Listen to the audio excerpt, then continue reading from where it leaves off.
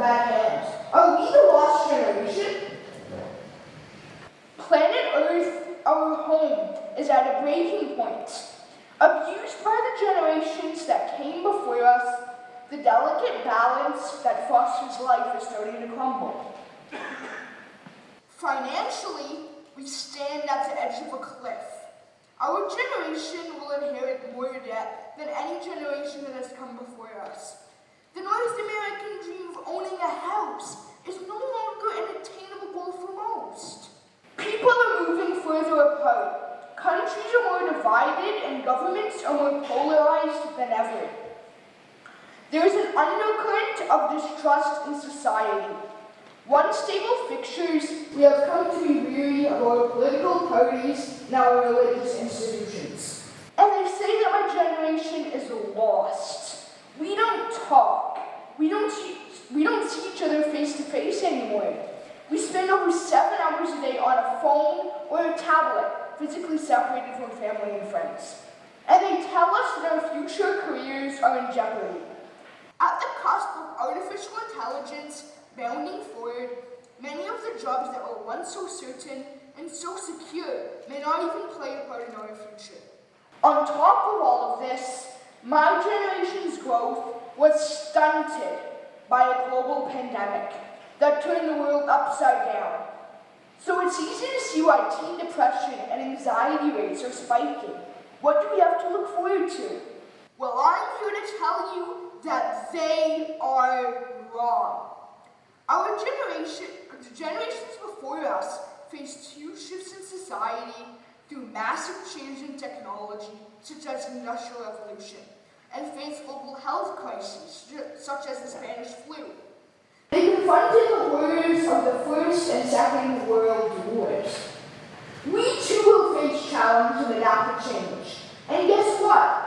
No generation before could adapt to change as rapidly as ours. I would argue that our generation welcomes change. Rapid shifts are our comfort zone.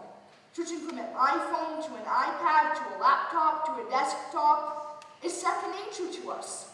Yes, technology is changing at a frenetic pace, but this is the pace we are accustomed to. And while some may argue that compassion is waning in our world, I would tell you the exact opposite is true. Kids care. And not only do they care, their voices are louder than ever. In today's world, you still have to wait to be invited to a podium to share your beliefs. Our passion and determination can be expressed and shared with the world through the click of a button. Today, social media is the most powerful medium for expression of rights and freedoms, and my generation knows how to harness it better than anyone else. Just look at the awareness that Greta Thunberg was able to raise regarding climate change.